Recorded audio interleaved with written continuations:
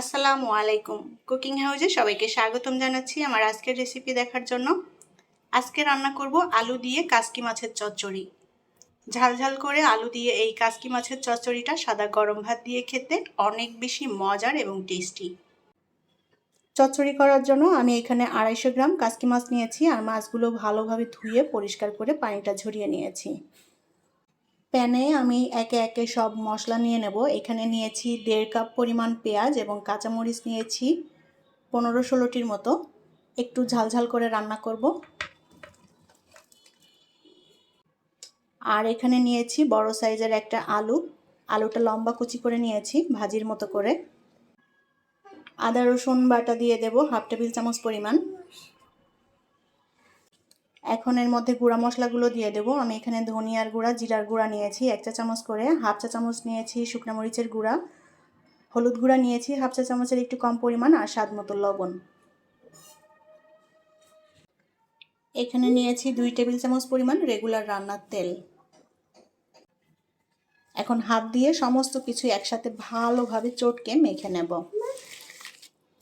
এই চচ্চড়িটা সরিষার তেল দিয়েও রান্না করা যাবে, সরিষার তেল দিয়েও খেতে ভালো লাগবে।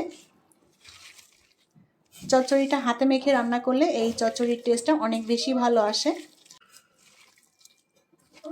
কাসকি মাছের এই চচ্চড়িটা আলুর পরিবর্তে পছন্দসই যে কোনো নরম সবজি দিয়ে রান্না করলে খেতে ভালো লাগবে।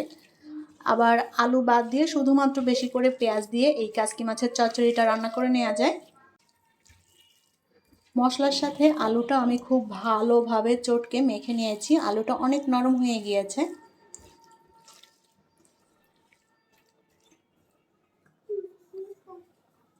এখন আমি কাসকি মাছগুলো নিয়ে নেব।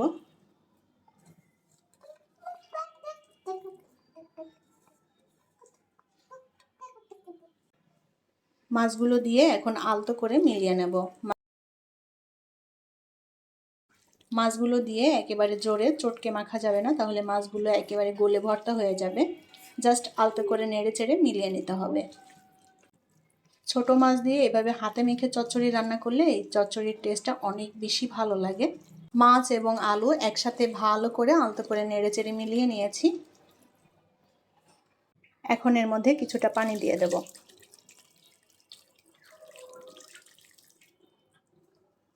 পানির পরিমাণটা এখানে খুব বেশি হবে না, তরকারি সমান সমান পানিটা দিয়েছি।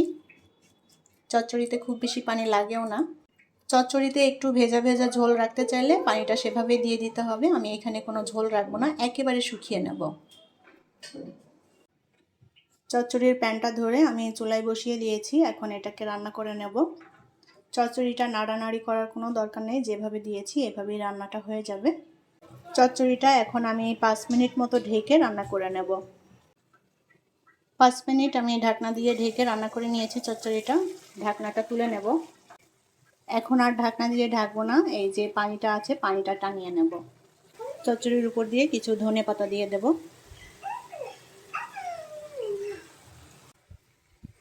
চচ্চড়ির পানিটা আমি একেবারে টানিয়ে নিয়েছি। এখন চচ্চড়িটা আমি একটু আলতো করে নেড়ে দেব।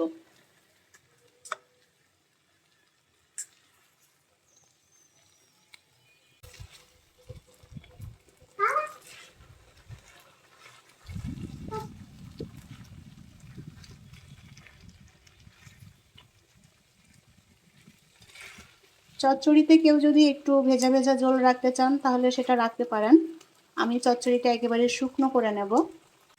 আলতো করে আমি নেড়ে জাস্ট উল্টে দিলাম চচ্চড়িটা।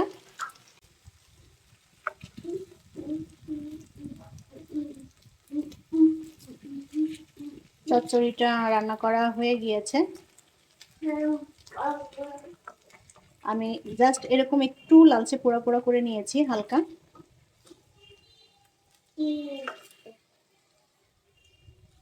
পানিটা একদম সম্পূর্ণ টেনে গিয়েছে আর চচ্চড়ি থেকে একটু তেলও ছাড়তে শুরু করেছে। এরকম একটু তলে এরকম পোড়া পোড়া হলে এই চচ্চড়িটা বেশি টেস্টি হয় খেতে।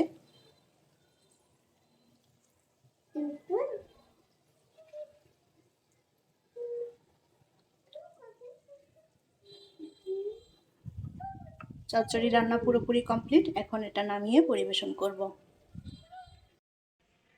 তৈরি হয়ে গেল ঝাল ঝাল করে আলু দিয়ে কাসকি মাছের চচ্চড়ি। আলু দিয়ে কাসকি মাছের এই চচ্চড়িটা আমি সাদা গরম ভাত দিয়ে পরিবেশন করেছি।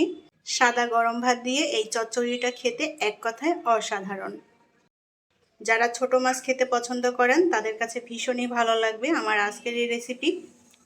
আশা করছি এই রেসিপিটি ভালো লেগেছে। আমার রেসিপিগুলো ভালো লাগলে চ্যানেলটি সাবস্ক্রাইব করে সাথে থাকার অনুরোধ রইল। পরবর্তী রেসিপি দেখার আমন্ত্রণ জানিয়ে বিদায় নিচ্ছি। আল্লাহ হাফেজ।